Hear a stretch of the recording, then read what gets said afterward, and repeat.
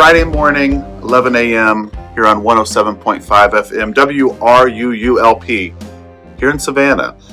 Every Friday morning, we're here with the Savannah Youth Mentoring Hub. I'm your host, Shaughnessy Cargyle. And every Friday morning, we have different guests on who represent local youth-serving organizations that have mentoring programs, or it might be someone we're talking to who is involved with youth mentoring on their own. They're passionate about it, something that's been part of their life, or they have a perspective to share on it. But that's our focus. That's why we do what we do here.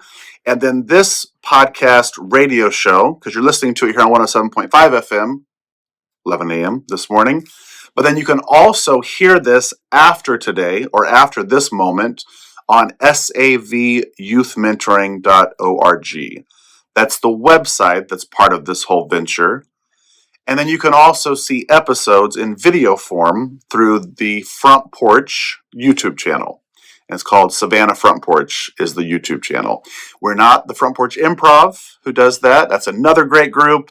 But this is the other Front Porch on Abercorn Street that works with families and children to get their kids connected to resources. All that to say, welcome in. You could be anywhere right now on a Friday morning or whenever you listen to this post-Friday morning. But you're here with us, so thank you. And this morning, like every Friday morning, have somebody here to talk to. I'll let her introduce herself, tell you who she is, and give us just, you don't have to go into your professional background yet, but just your background, because your background is very interesting. Yes. In a variety of ways. You can share whatever you can at first, and then I'll just pepper you with like 40 questions. Because we've talked a few times, and one time we had to sit down and actually have coffee, and I was like, this is incredible. You have such it's a very unique story that like a real small percentage of people have. Mm-hmm. So let's just jump right in. So go ahead, tell us who you are and something about your background. Okay. Hi, I'm Gabriella Marvaldi, and I am the Development and Volunteer Manager for Tharros Place. Tharros Place is a residential facility for minor survivors of human trafficking in the Chatham County area, anywhere between the ages of 12 to 17. That was like, so you got the elevator pitch right there. I have a lot of practice with the outreach events. Okay. So a little bit about myself and my background. Prior to starting this career and going to college, I was a figure skater, a competitive figure skater on Team USA at the junior level. And I grew up with two Olympian parents, also in the sport of figure skating, one who competed for Canada and the other who competed for the US. So there's natural rivalry. Oh, especially right now. I mean, what's happening in the household right now? Is there extra tension? No. Not so much. Okay. Like Canada, that new U.S.-Canada rivalry that we're embarking on. I don't know too many people that have Olympian parents, and then they themselves. I mean, that puts you like in a really small category, I would imagine. There's definitely a small community of us. There was quite a few that I grew up with, but maybe like 3 or 4 of them, and that was it. But for your circle at that time, it was like, oh, this is just normal. Totally what people do. Yep, that was my friend group. All their parents were both Olympians, and it was just what I knew. That's so interesting. Okay. Mm-hmm. And then I decided to move on from the sport at 18 or 19, and I went to SCAD, and I studied social strategy and management, which led me to this career. What does that mean? Social strategy and management? Basically marketing. It's like a fancy name for marketing, focused towards social media platforms and websites and such. Why SCAD? Well, I had initially come here for interior design, and it's one of the best interior design schools in the country. So that's what actually brought me here. But then I started during COVID. So we did all of our online classes, and I just realized that I wasn't into doing a 5-hour online class for interior design, or I wasn't big into math. And I didn't realize that you had to do very long math classes for interior design. Oh, okay. So I guess that makes sense. You got to like sketch things out in an appropriate way. And so math would be a heavy part. Yeah. So I moved on from that career path, and I decided on marketing because my dad was an agent for athletes. And I found that his career, well, after he moved on from skating, was very cool. And my mom studied business, and I just found that both of their career paths were interesting. So I wanted to meet in the middle and do something of my own. And in this generation, obviously, social media is huge. Yeah. So that's where I landed. And then through connections and through the figure skating world and the small Savannah community, I met Julie Wade, the executive director of Tharros Place, and then I've been here ever since. How did you meet her through the figure skating world? So Julie was actually also a figure skater in her youth. and her stepmom is the skating director of the rink at the Civic Center. So Julie was there skating one day, and I was also skating, and then she was just for asking fun. me. You guys were just Yep. okay. Yep. And from across the rink, you noticed the triple Lutz, and you said, "Hey, I know triple Lutz too." And was she doing anything that let you know she knows what she's doing, or was it just general skating? I knew her background, and I knew that she Oh, was formerly already? a figure skater. Yes, Oh, but I okay. didn't know that she was the executive director of Tharros Place. I just knew her through the rink. And Okay. I knew she was formerly a lawyer, but that's really all. And then she came up to me and was chatting about my job at the time, post-grad, and I'd only been with them for a little while. And she was asking how I liked it, and I was saying that I was looking for something a little bit more. So she said, I have an opportunity for you. And I was like, I've never done development. And she's like, it's okay. You're going to hit the ground running. And I've been here ever since. So that wasn't intimidating to you? Not so much, because at first it was mainly event planning, and I found that interesting. And then I started to wear many hats in the organization. With a smaller nonprofit, which their place is, there's a staff of about 20 plus. Now, yeah, yes. Which has blown up in the last year and a half. Yes, when I started, I think there was maybe 10. Yeah, if even that. Because you have the residential side. Right.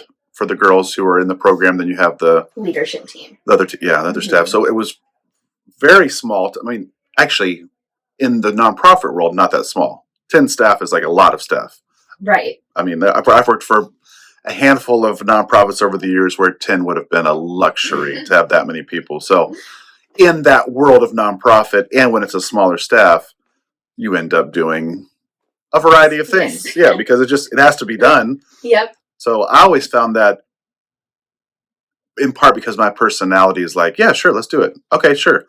Unless it's something I know I just can't do, I'm not qualified for, then I might say, oh, I'm the wrong. But otherwise, okay, sure. So being in a small nonprofit world of like, hey, can someone do this? No one is doing it. Okay, sure. Just pick it right up. Yeah. How does that feel for you? That idea, if it's just like, hey, we need you to try this. We need you to try this now. And even though it's something you haven't done or weren't planning on doing, is that like you seem to have a very open personality and like very positive and just. Yep. I was kind of excited to learn everything because this definitely wasn't a career path that I expected to be in. So anything that was new, I was like, oh, cool. Like something more to add to my diverse range of skills. Yeah. So. Okay, so that's worked out pretty good. Yeah. All right, I just a few more moments on the skating background, though. Yes. If you're out, like you mentioned, we're out at the rink, just skating for fun. Mm-hmm. How fun is it just to skate around? Like if I was going to go out and like I'm going to take my kids, they want to get on the skating rink. Mm-hmm. First off, terrified. I don't want to do it. I know I'm going to fall. I'm going to bruise a hip or something. Because the ice is hard and I'm 6'3", right. And right. I'm bigger, so I know it's going to be painful. Yeah, I'm terrified of it. And because when I was 3rd or 4th grade, we went roller skating with like a group of kids from our school and an older woman, a 5th grader. Oh, but she's so much older. I was like, at that age, I thought she was beautiful. Her name was Gina. I was like, oh, Gina's so pretty. For some reason. I don't know if it was you were supposed to get a partner and skate, but for some reason we ended up skating next to each other. I barely knew her, other than she was just way older. And we were like holding hands skating. Mm-hmm. And then at some point, I'm pretty sure I lost balance. And because we were holding hands, I brought her down with me. And I just know we fell. I think I fell backwards and she definitely went the other way forwards. And then I just remember blood in her nose and her friends coming over and crowding around her. And then I was just on the ground as they like carted her off not the ice, just the regular rink. Right. So anything skating on a thin razor blade would sound terrifying. But if I was to ever even get out there, mm-hmm. skating would just be literally just moving forward and then making an occasional turn. Mm-hmm. It would only be fun if I didn't get hurt. Oh, right. If you're someone who actually knows what you're doing, if you're just going to go out and skate, mm-hmm. what is actually fun to do with that? And then where's the line where you're like, all right, I'm just going to do a couple tricks now? That's an interesting question. Think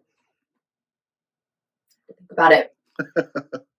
For me, I wasn't big of a jumper. So if I go out on the ice and I just want to have fun, then I typically do like some spins or skills called like spirals or spread eagles. That's like the fun part of it for me, but it's also really impressive. Like if anybody doesn't know how to skate, they're watching you, they're like, oh wow, that's really cool. But for us, it's like just another day of doing. It's just skating. Yes. Yeah.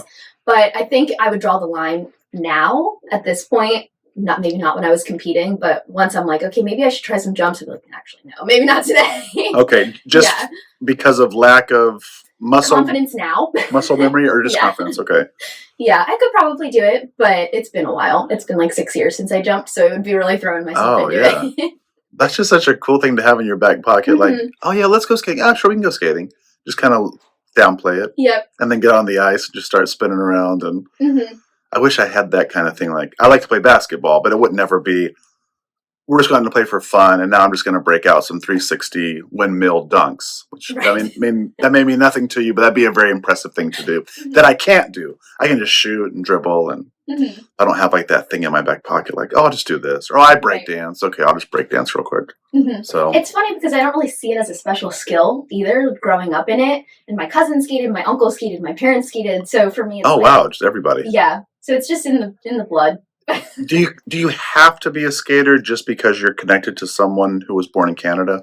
I mean, you just kind of have to. Honestly, yep. That's kind of the main thing. If you don't like hockey, if you don't skate, what are you doing? You actually can lose citizenship. Right. Status. Okay, so, and you got out of that path, you said 18 or 19? Yes. Before getting out, was the idea for years and years, like, I'm gonna be an Olympian, like a adult Olympian, and yes, yeah, I was definitely on that path. So I specifically did pairs, and once you get to a certain level in pairs, the pool of people who actually compete at that level gets smaller and smaller. And my partner had an injury in his leg where he had to stop skating and get surgery. So then once he stopped skating, I was kind of at a point where I was like, do I keep skating? I'm at that point 17 or 18 years old. Do I keep skating and try to find another partner at this level, or do I move on and follow my career and go to college and start a life and all of that? Would that be considered not old, but almost to get a partner at 17 or 18 to try to then in the next couple years qualify for something else? Is that almost considered like late in the game? Or once you reach your 20s, you're starting to get a little bit late in the game. Okay. I mean, if you've started pairs way before that, like at 12 years old, then it's not so late and you'll find a partner and it'll all work out. But for me, it was if I wanted to continue doing that and if I wanted to wait for a partner, because I was already kind of at the point in my career where I was ready to move on. So that's what kind of brought me to that decision. But if my partner would have kept skating, I definitely would have continued towards the path of hopefully making it to the Olympics. Yeah. That's again, something that most kids aren't thinking about or training towards. A very small, minute percentage of any country. I don't know. I mean, at least in America, maybe Canada. Maybe that's just amazing. It's a cool trajectory to have been on. And then to be able to, I mean, I'm sure there must have been some level of disappointment in your own heart about it, but to be able to transition from that and kind of keep rolling and go into the next thing and get the degree. And I mean, it feels like almost seamlessly to go, as opposed to, I had this dream, it's not going to work. I don't think it's going to work. And now the low, I get really dropped down low. So COVID definitely helped with that because the rinks shut down. So we really didn't have an option. Like we didn't have a rink to skate at. So there was a period of time where I wasn't in a rink, and it kind of gave me the opportunity to stop and think, and this would be my life without skating. How do I enjoy it? Would I be able to move on? So, and I was enjoying myself a lot because I never had that opportunity. Like my life was literally wake up, go to school for a couple hours because I had a half day program. So I would go to school for half the day, and then the rest of my day would be skating, and then it would be off ice. 3, 4, 5 hours a day? Yep. Okay. During the summer, we would be there from 7 in the morning until 5 at night. We'd be doing all sorts of training. So that was just my life. And I had never experienced life without the rink. And then I realized, actually, I kind of like it. I like having like a teenage life, and maybe because was it a little bit isolated? I mean, you're around other people, but it was just a very specific. Definitely. And there was a lot of pressure as well with my parents being Olympians. And there was so much expectation at a young age because everybody knew who they were in the skating world. Yeah. So they saw me growing up in the sport and they were like, she's going to be the next Isabel and Rocky. And then my cousin was also on the same path as me. So both of us were neck and neck at most competitions. We competed internationally against each other, her for Canada and I was for the US. So there was just a lot of expectation. Yeah. So that weighs heavy as a teenager too. It's so interesting the ends of the spectrum that you can get that can be good and bad. But you think of maybe a child who grows up in those early years with less access to certain adventures or opportunities or whatever it is. And you can look at that and say, oh, that's unfortunate because if they just knew what was out there and if they just got involved in this program or they just had this, this exposure to the world, that could really make a big difference for them. And then maybe you have a kid who has some exposure to something that's very unique, that has a lot of infrastructure around it and great opportunities and these huge career goals, but the amount of pressure from an early age in that, like kind of the counterbalance of like the amount of pressure and expectation when you're young for something that maybe other people don't have, and maybe they think they would like, but that can be just as heavy in a lot of ways as the kid who doesn't have the opportunity. In some ways, I don't know. It's grass is always greener. Yeah. I mean, because I would imagine there would probably be some kids that you knew at the time from other areas of your life, or maybe looking back, they'd say, "Oh, you got that? Oh, that's how privileged you were, right? And how silver spoon and whatever." And there's an aspect of privilege to get to that point, just to have those, but not realizing that comes with an incredible amount of dedication, sacrifice, pain. That's heavy to take on as a kid. What did it feel like in the moment that you're in it? Because you mentioned like with COVID, there's time to step back and look at other things. Was that when you really kind of realized what you had been in and how?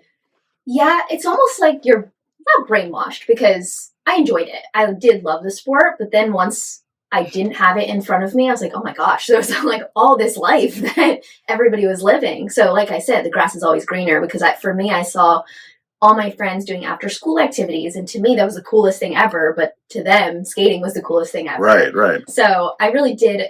Honestly, as a child, I kind of realized as well, because like I said, I wanted to try like different sports and different activities that all my friends were trying, that I didn't have the opportunity because my parents were either scared I was going to get hurt or I didn't have the time because I was training. But I definitely woke up once I was away from the sport for 3 or 4 months and I realized like, oh wow, that my life was all this one thing for so long, but there was so much to experience. Yeah. So yeah, it's an interesting thing to realize and to have perspective on. And you're not, like, it's still a part of your life. Yes. Like you mentioned, it's still something I can do and enjoy. And it's hard to move on from it, honestly. And it's such a great opportunity. Like, it provided me with the opportunity to travel, and it's a great side gig, honestly. Like, it's good money to coach, and if you have that ability. Yeah. So I'm grateful for the experience, for sure. Do you do some personalized coaching now still? Yes. Okay. What do you emphasize? Because I'm guessing this is with kids.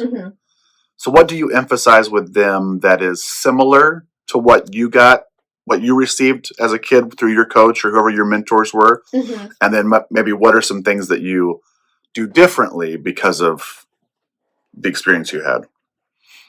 I definitely think,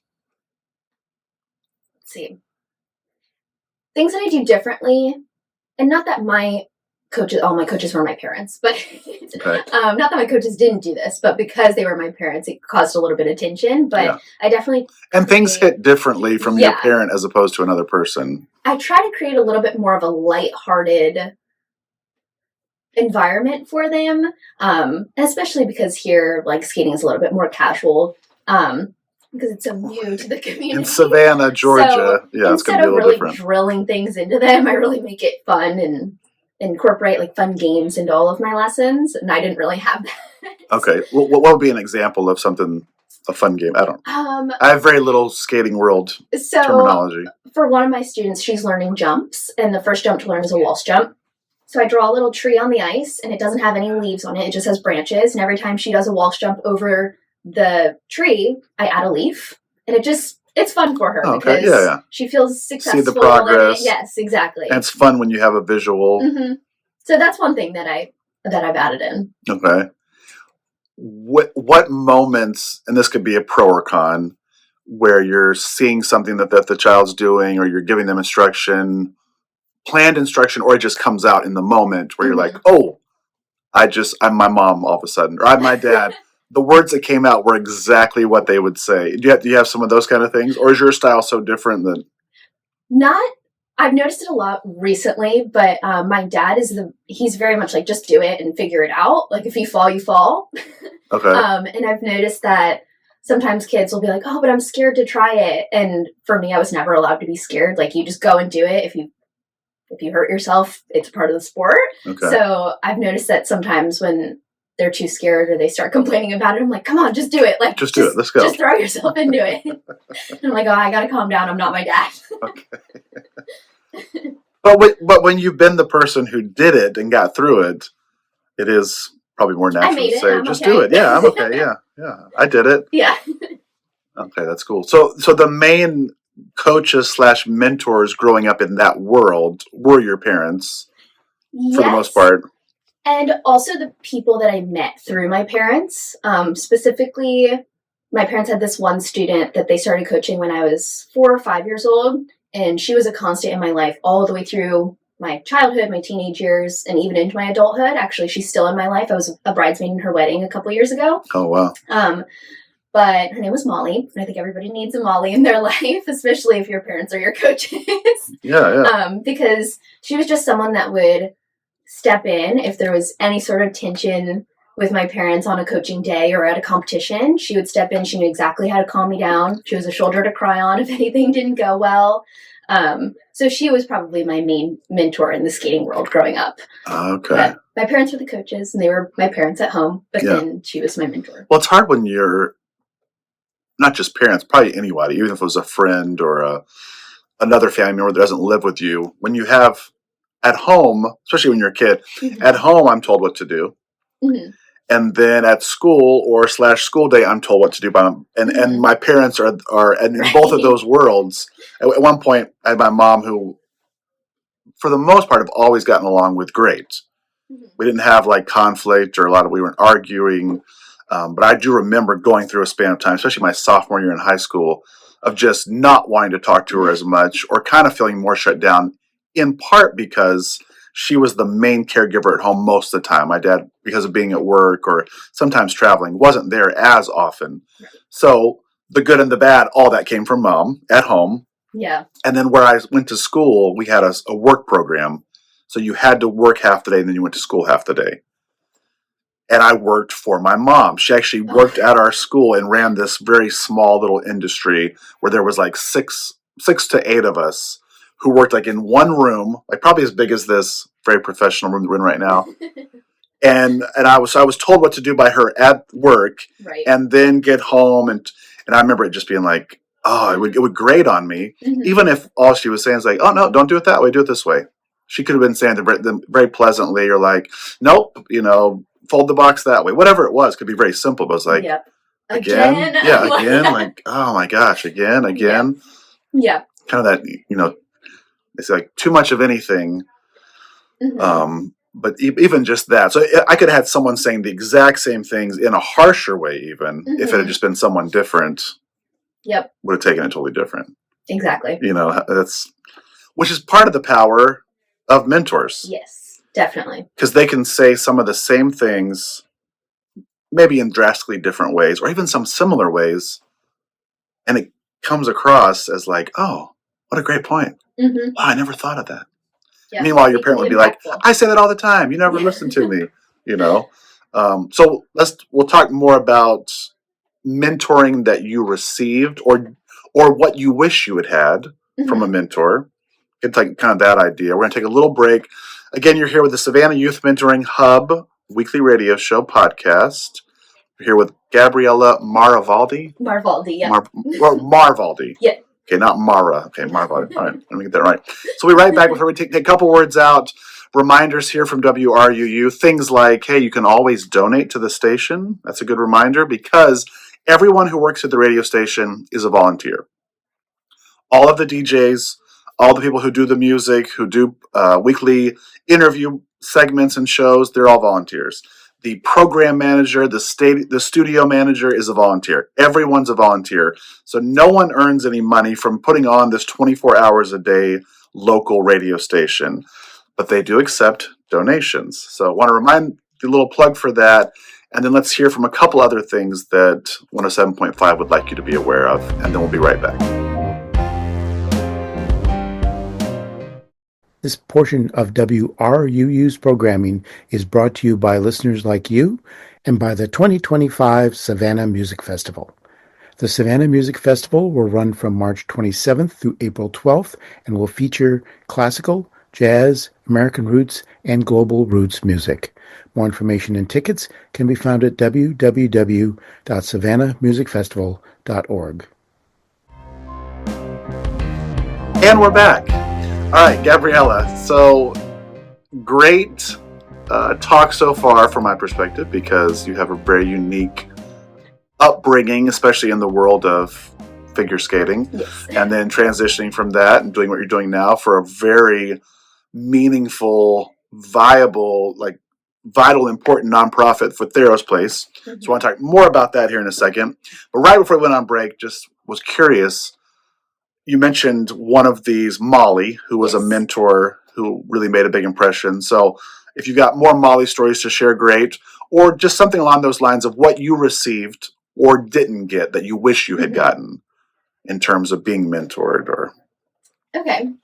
I definitely think I was very fortunate in that realm because, my parents had many connections. And through there, I made many connections in the skating world. So whether it was Molly or parents of my friends, or I feel like I got so much mentoring, whether I was needing it or not. So I was very fortunate just kind on that end. built into it. Yeah. It was just people who would be there when I needed them. Even if they weren't trying to be a mentor. It didn't seem overly intentional maybe on their part, but there was still... Yeah, so I don't think I would have asked for anything more from that as a child or in my teenage years.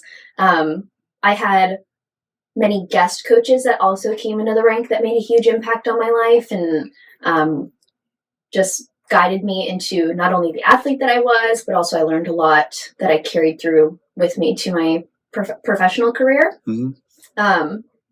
But I was thinking about, just as we were talking now and also prior to this, what I would have wanted more when I was young. And it wasn't necessarily out of my mentorship because I definitely was fortunate in that. But I guess maybe it's not a physical item either, but it would have been to be more appreciative of the mentorship that my parents were also providing to me because obviously they're parents. So like we were saying, when they say something, it sounds like they're lecturing us or they're being strict, but they have to say it, you know, they're supposed to say these things. But they can also be the best mentors in our life because they're a constant. They're always going to be there with you.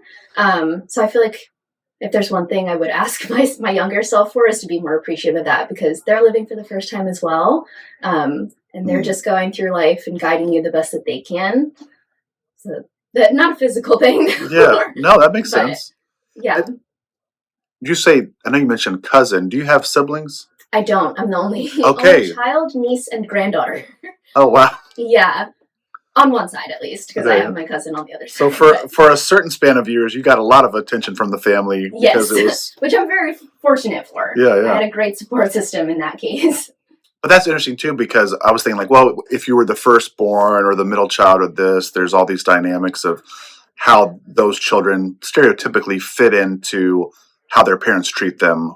You know, the first child gets all the experimental things that then by the second child, they're like, well, that didn't work with them, so we'll try this. And then there's the third kid gets babied more maybe because now we've had two and now we really realize what's important and not important. But when you're the only kid, you're all those things.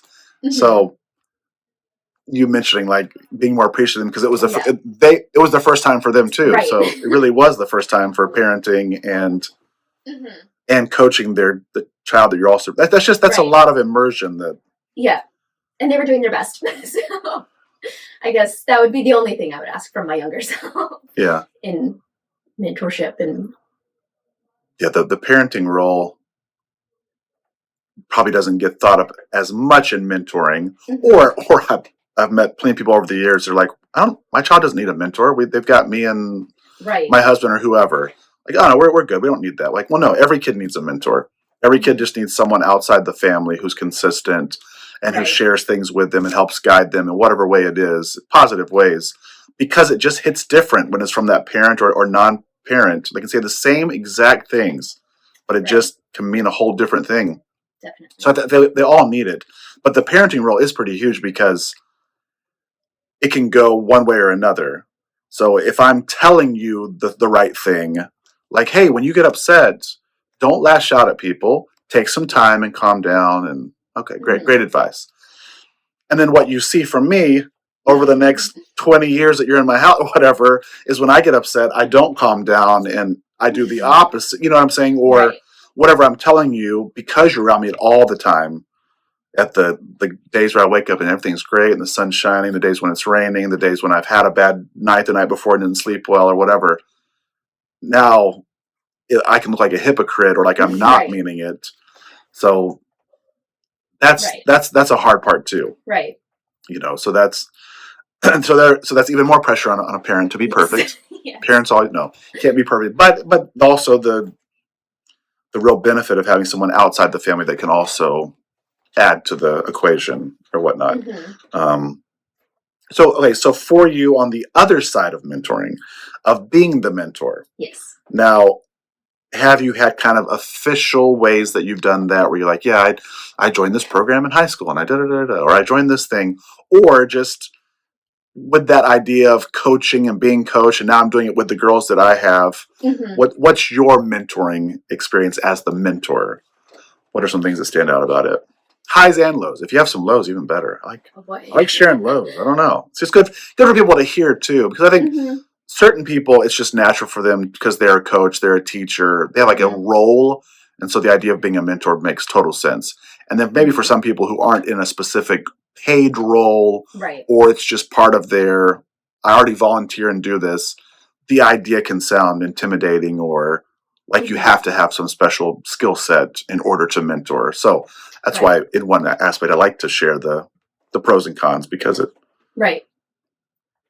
See, I think in my case, definitely my being the mentor comes mostly in my coaching. So a paid role, but I don't see it as that because I'm paid to stand there and be strict and tell them what to do and coach them and make sure they get better. But also in certain cases, I mean, everybody has a different home life.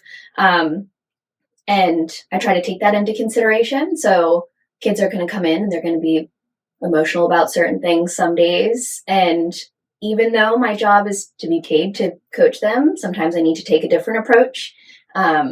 And maybe be a little bit softer that day and help them through the emotional battles that they're going through, just because I care about them a lot. And they're like my little sisters. So I guess I'm not perfect for sure. Well, you guys have also started your own type of mentoring program through your professional role with Tharros Place. Yes. So let's talk a little bit about that. Okay. Yes. So the Tharros Place mentorship program is very new. We started it in October or November of last year. So we're kind of still in the beginning stages, but we've been very lucky that many people are interested in our programming. We really see it as providing our residents with an adult that they might have been missing in their childhood or growing up, like a big sister, a mom, a grandma, and just somebody that they can feel super comfortable with talking about the difficulties in life or even the difficulties at the facility. Because like you said, it's also great to have somebody different to talk to, because we have case managers and social workers that they can obviously talk to about certain things, but they might not want to open up to those specific people. So then they have their mentor to talk about the difficulties. But we really want these mentors to come in and guide our residents through not only the programming, but hopefully also through life, and just inspire them to keep growing, because obviously they've haven't been in ideal circumstances a lot of the times. So they don't see the positives in life, and they don't have a person that they can trust, like their mentor hopefully will be. And just a side note, for someone who maybe just started listening in the last few minutes, I should have mentioned, what does Tharros Place do in general? Sorry, yeah. Tharros Place is a residential facility for minor survivors of human trafficking in the Chatham County area between the ages of 12 to 17. And the residents typically live with us for about a year to a year and a half. So that also is a great way to create that constant support, because a lot of the times residential facilities will be a 30-day program or a 90-day program, but Tharros Place is a year to a year. So that is unique for... Yes. So it's a secure place where they can live and have people guiding them for an entire year, which can be super impactful, especially for the demographic that we're serving, who have come from the not most ideal circumstances. Yeah. Yes. So the mentors that are coming in, I'm guessing they come to the residential. Yes. Facilities, the first thing that pops in my mind. Facilities, and which sounds so sterile, and right. But I don't know. Which is there's the a complete better opposite term. of Tharros. We're very cozy in there, but it really is. We had a chance to tour it a couple times when it was first getting ready to get open. Obviously, the girls weren't there yet, but we had gone in, which is part of how we got some extra coziness at the front porch where I work, because one of the volunteers for Tharros Place that was painting these murals all throughout the hallways, that gave it, a warm feel of some vibrancy. Ting Ting, big shout out to Ting Ting. She did amazing work at Tharros Place. She's a SCAD graduate who then was really determined to do volunteering, like a lot of volunteering. So then she came to the front porch and helped make our place look a lot more inviting to people too. So just a plug there for Ting Ting, man. Yes. Great personality too. Yeah, she did so much in our facility. She did a ton over there. Yeah. So when a volunteer comes in to the residential place there, what might they do when they're coming in to see their girl or the whole group of girls? Or yeah. So typically the mentor will just meet with a designated resident. We have a mentor for every resident that we have at the facility. We can have up to 12, but at this point we have 6. 6 girls in the program? Yes. Okay. So typically we ask that the individual comes in about 2 times a month, but they're not restricted to that. Like, they can call their resident if they need to. They can come in more than 2 times a month. And during that time period, they'll usually find a quiet, cozy place to just chat about life. They can bring food, have lunch together. They can sit there and be quiet for an hour straight if that's what the resident needs. We don't have anything specific that we need them to do. It's really just what the time and what the resident needs from them. And as long as they have a great connection as well. Because we're hoping that after our programming that this resident can stay in contact with their mentor through life, like my Molly. Yeah, there you go. Yeah. What have you noticed so far with how these relationships are forming, or how the program is operating? What are just some... Because it's fairly new. Yes. Obviously. And I think when we talked right before the beginning of the year, you were like, we're doing this mentoring thing, but we've only got like one person maybe, or we've been trying to get more people, and some people will sign up and go through the background checks, and then we won't hear from them later on. It was hard to get it rolling, and now you got a nice influx, but you can always need more. So if someone's listening and they want to be involved in youth mentoring in general, but especially maybe you got a heart for a population that comes from a very difficult background, I want to say, tragic almost sounds like you're putting, it's so tragic, this little thing. It's a tragic background that has a chance to continue to be a beautiful story, but you could always have more. Definitely. More mentors. But yeah, so what have you noticed with these? So yes, we were having a bit of difficulty at first, but now it's thriving, and we have 2 specific circumstances where our residents have bonded very, very well with their mentors. Obviously, all of our mentors are amazing, but these 2 specific circumstances, and actually one of our mentors had gone on vacation, was gone in Europe for like 2 weeks, and their mentee was begging for them to come. They were like, "Where's my mentor?" So they just have just this great connection with them. They love them. So, and they're amazing with the facility as well. They're a huge support system for not only just their specific mentee, but also the rest of the residents and the needs of the facility. So we've gotten very lucky with them. Okay, they've taken more ownership, yes, kind of for your program, even. Yeah, I mean, in a way, which is nice. Yeah, because of the background of some of the girls, and I've learned from having a relationship with Tharros Place that the trafficking world is much broader than maybe the first thought. I think usually people think of sex trafficking, right, which could obviously be a big part. There's also like labor trafficking, and there's a variety of different ways that people get trafficked and kind of taken advantage of for someone else's profit in a really, in a horrible way. But knowing that that's whatever realm, that they're coming from, it's difficult to say the least. So interacting with that youth may initially feel very different from interacting with the kid that that's in the Sunday school class that you teach, that seemingly or also has come from a pretty healthy, stable background. And yes, they want to spend time with someone. It's fun. You take them out and get ice cream and you're laughing and telling jokes, then you drop them back off home. Vitally important. That one may look a little different or may feel different, though, as opposed to working from a kid from serious trauma and trauma that maybe they just are starting to get away from, and so it's still there. So, yeah, how do you kind of maybe prep a volunteer, I guess, or like how do you let them know what to expect? Or honestly, we just ask that they have patience, because some of our residents will open up immediately. That's just their personality. Others might take a month. You might sit there in silence. They might not want you there. It's not that they don't want you there. It's just that they haven't had anybody to trust specifically in their life, and they don't know how to do that. Yeah. Right. So it'll take a while for them to open up. So when I have the interviews with the mentors initially, I tell them, have patience. It might take some time. This might not be our best match, but we'll match you with someone who works out. Just is a process sometimes. And it comes with the demographic that we serve. Yeah, which I found that's really tough for me.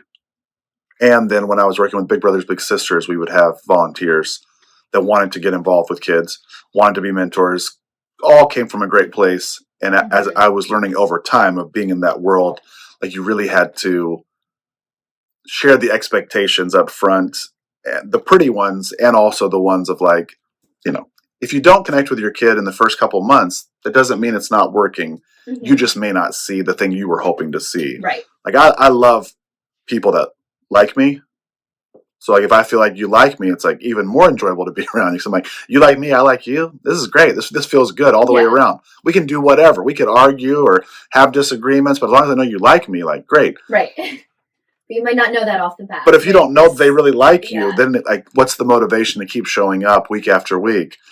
And that could be, and then that just sucks for the kid too, because like, see, here's another person. Exactly. Yeah. And that's why we ask them for their patience, because we can't have people coming in that they think they're starting, that the mentor might not think that they're starting a relationship, but the kid might be getting to the point where they're ready to start opening up. And if the mentor leaves at that point, like you just said, another person out the door that child was ready to open up to and didn't have the opportunity to, or didn't stay in their life. Right.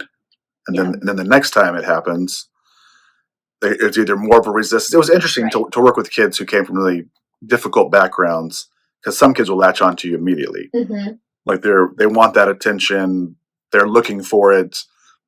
You might meet them, and in 30 minutes they're hugging you, and then the other kid, it's going to take time after time after time, and it might look really different than what you expected going into it, or what you're anticipating. When you're anticipating is going to happen, so drastically different. That's an interesting hurdle, because I think most volunteers want to do something, they want to get involved, but we also want to see immediate results. They think it's going to be sunshine and roses when they come right from the start. Yeah. Oh, my mentor's here. Oh, thank goodness. Let me come sit and give me advice. Tell me everything. And I'm Please tell me more. Right. Yes. Now Yeah. what should I do? That's ideal, maybe in some way, but it's It might just happen not. sometimes, It could happen but not sometimes. always. Yeah, not the norm probably, especially when you're working. I mean, with any kids, depends on their personality, but especially kids who are coming from incredibly Right. difficult backgrounds. Right. So I know you mentioned you were doing something else, Mhm. and like most business things, you meet someone on the skating rink, and then that's when you get offered a job. Yeah, I mean, I've got so many of those I could share. But you meet Julie, you find out about Tharros Place, like, yeah, I want to do that. So other than, hey, here's a different opportunity, or maybe it's a skill set that I feel I could jump. You mentioned one part of it was development. You're like, I don't know about that, but we'll learn. But you got into it. Why do it? Other than it's my job and I get paid, but why do this for Tharros Place? Why work and why stay? Maybe you got the job, but in 6 months you're like, okay, I'm out of here. So Right. why do what you do? Honestly, at first, it definitely was just a new career opportunity. Mm-hmm. Now that I've been with the facility for about a year full time and a little bit more than that with the part-time opportunity that I joined at first, I've learned that so many people celebrate the big milestones in life, like graduating, getting a job, buying a house.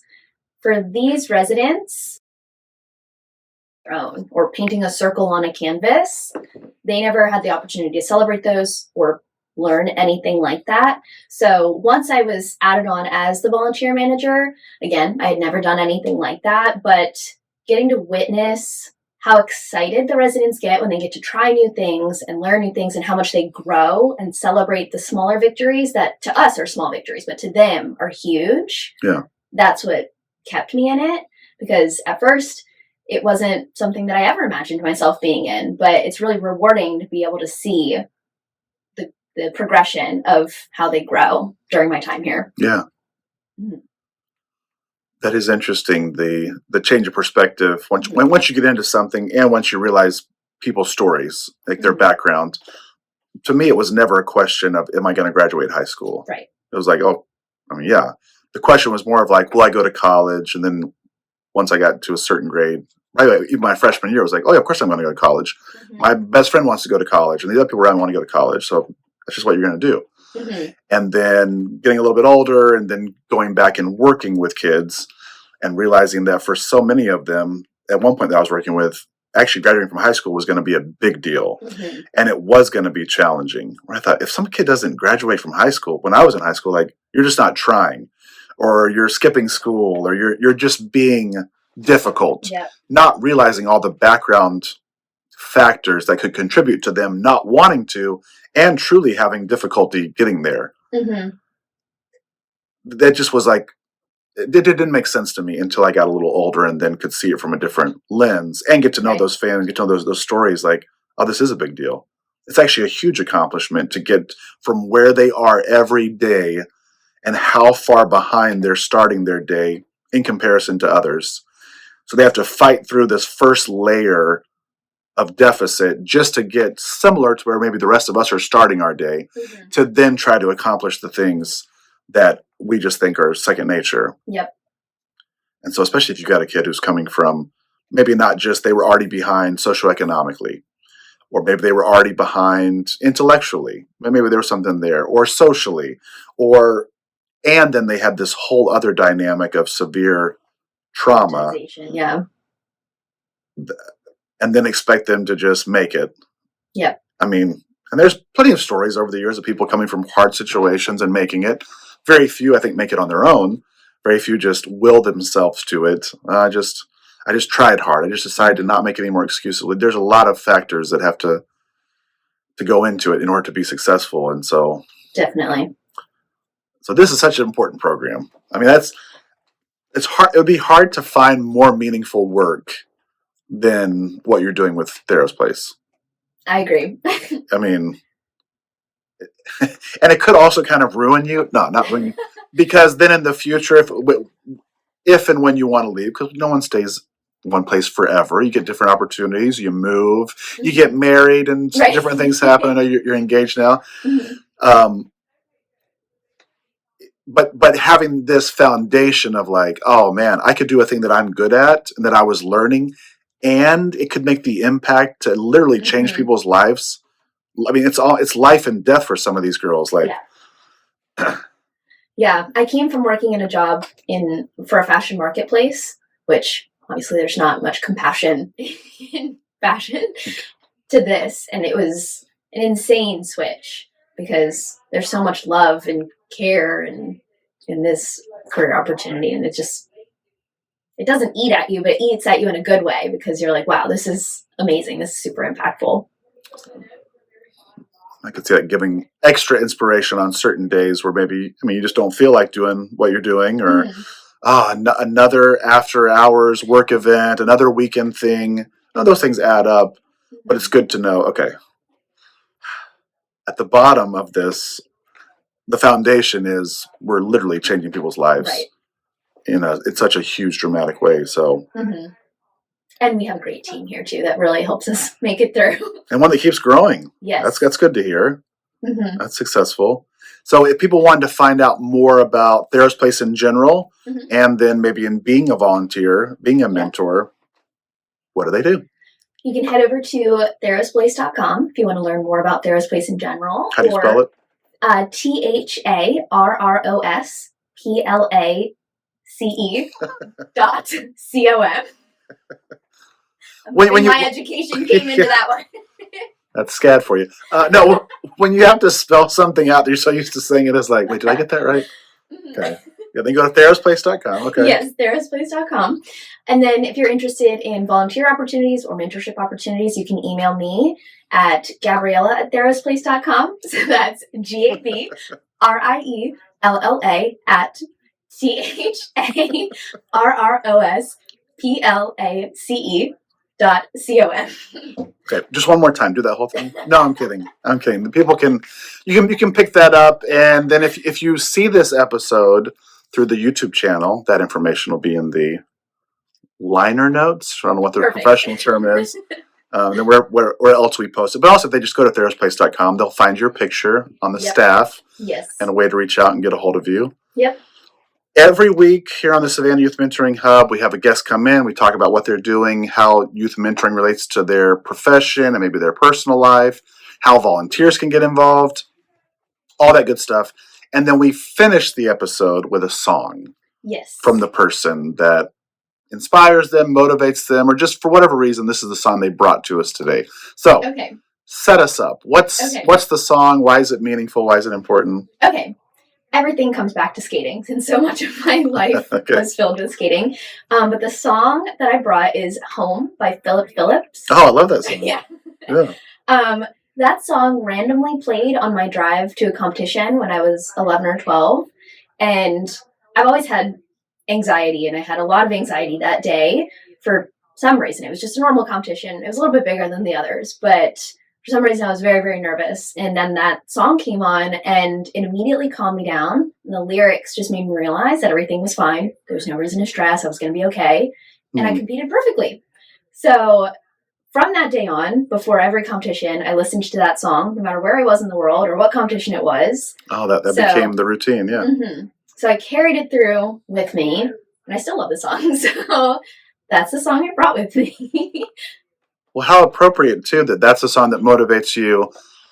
And then a big part of your life right now is helping to create an environment that is a home for girls in a big need for stability and home. And that ties in pretty nicely. Yep. And those lyrics, they're really motivating. Yeah. They're calming.